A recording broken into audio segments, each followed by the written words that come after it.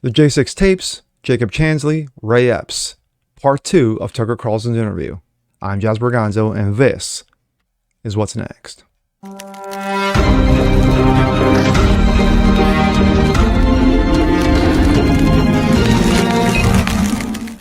Hey, what's up, guys? Happy Wednesday. Jazz Berganzo, what's next? Your daily dose. Hope you guys are doing good on this day. Well, yesterday I did a video in regards to Tucker Carlson. He was on the podcast Redacted with a former Fox News co-host, and he talked about the January 6 tapes, Jacob Chansley, and of course Ray Epps. That was part 1. Today is part 2, and we go a little bit more in depth in regards to Ray Epps. Let's take a look. Many hours, and of the 41,000, a huge percentage, the majority, the Capitol complex is enormous. It includes the Library of Congress. There are security cameras in, closets. A lot of this stuff was just empty rooms. But of the relevant footage, we're not aware, and trust me, we spent a lot of time trying to figure out if we were being manipulated here. I don't think there's any way they could have manipulated it. It is definitely possible that we didn't find relevant footage, for sure. That's always possible. But the two things I know are no one got in our way, including the Capitol Police, who later denounced us. We ran all of our footage by Capitol Police before putting it on TV and said, just to be clear, you are saying this could be a security risk. Is it a security risk? And only in one case, they said, we don't want you to show the details of this door. So we blurred the door. The Jacob Chansley video. Yeah, that blurred section of the Jacob Chansley. Exactly right. And I announced that on the air. That's the only change we made, but we vetted this. Not because I thought it was a security risk. It's a public building that has tours through it every day. I thought the whole thing was ridiculous. So this security risk bullshit. But I went along with it anyway, just to say that we did. Okay? So we could never be accused of putting anyone's life at risk. Absurd as that claim is. And then we put it on the air. The main problem we had was we didn't have facial recognition software. So I'm allowing for the possibility, I would say the distinct possibility, that we missed stuff. I'm sure we missed a lot of stuff.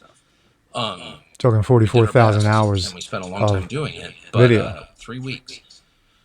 And the guys who did it, the producers who did it, were just absolutely fried.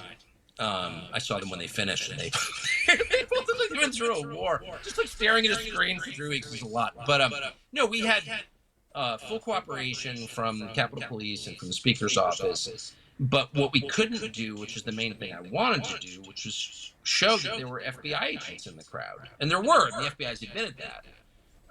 But it's obvious to me they played a pivotal role. Ray Epps clearly was working for somebody. He was not a pure civilian.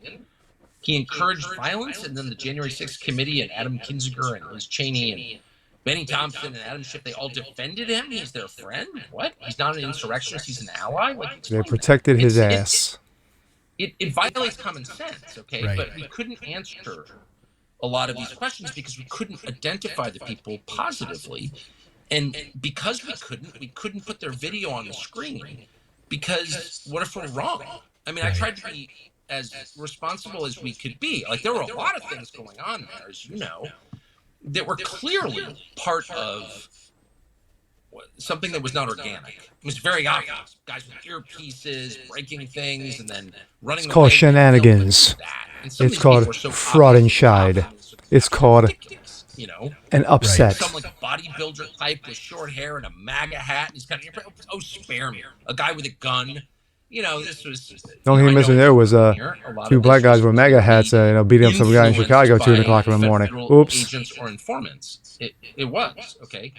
But I didn't want to suggest that someone was a federal agent or informant unless I knew for a fact, because you really could get someone in trouble, right? If you're like, this is the guy. I'm like, but we don't know.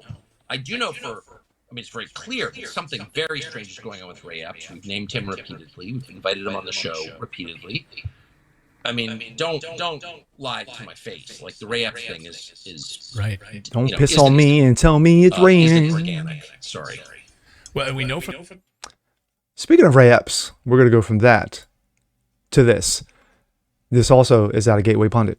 Ray Epps lied. He committed criminal acts and it was all caught on video. Here are 8 Trump supporters the FBI arrested and who are serving years in prison for committing the same act. There they are. Excuse me. January 11th, 22. Representative then Adam Kinzinger, yes, Mr. Soy Boy, defended the likely FBI cutouts of Ray Epps. Kinzinger claimed that Ray Epps, one of the person caught on video directing Trump supporters to break into the Capitol, did nothing wrong. Kinzinger. Regardless, he was put on the FBI wanted list, then removed. Because of all that, the conspiracy that he was an FBI agent has been gossip on the blogs and shows. This is why we have to address conspiracies and not ignore them. 2 seconds later, he didn't enter the Capitol. It's January 6th, then was removed from the most wanted list because apparently he broke no laws. Yes, not even a jaywalking. I'm pretty sure the FBI wouldn't be dumb enough to put their own agent on a wanted list. Ray Epps has cooperated with the January 6th committee, and we thank him. Yes, didn't even show up as a witness to your own damn party, but yet he did a great job. His testimony before the sham January 6th committee in January 21 and 22, Ray Epps insisted, quote, "I don't break the law. It's not in my DNA." Yeah, sounds very Obama-esque. But is that the truth? Was Ray Epps being honest in his testimony under oath in January 6th committee? Oh, he did show up. Okay, my bad. I must have missed that. I must have been mowing the lawn or painting the house. Did Ray Epps, a likely federal cutout, commit any crimes on January 5th and 6th of 21? We believe we have the evidence he did. Ray Epps is a free man. He never was arrested after encouraging Trump supporters to rush to Capitol Police, and we have evidence several Americans are now serving time for criminal acts Ray Epps was involved with on January 6th. In his damning video, Ray Epps is filming and hosting the massive Trump sign with several other Trump supporters. Epps was likely leading efforts to lead the crowd as they breached not the first set of barriers to the U.S. Capitol, but also the second set of barriers to the U.S. Capitol that day. You can see Ray Epps in the video in the near corner with sign in hand. That was confirmed. That was him. The protesters walk over to where the police are standing outside the U.S. Capitol. Ray Epps is with them the entire time. After the sign is released, Ray Epps pops up and is seen standing and directing the crowd. Tucker slams Ray Epps, and rightly so. Now, for supposedly that he showed up at the sham committee meeting and basically said, "I didn't do anything. It's not my DNA. I hear nothing. I see nothing. I know nothing." Well, according to Adam Kinzinger, who takes a lot of soy and, of course, drinks estrogen by the gallons. Great job, Ray. Off you go. The fact of the matter is that Ray Epps needs to be put under oath. Of course, the FBI won't do it because they got their hands in the cookie jar. The CIA, the NSA, well, the NSA could, but of course, they've got their hands in the cookie jar as well. You could have the Attorney General do his fucking job, but he won't do his fucking job because he's a fucking clown. He's got his hands in the cookie jar as well. So, Ray Epps may never be seen from or heard from again. I'm sure he has either left the state somewhere in Montana or he's left the country in totality because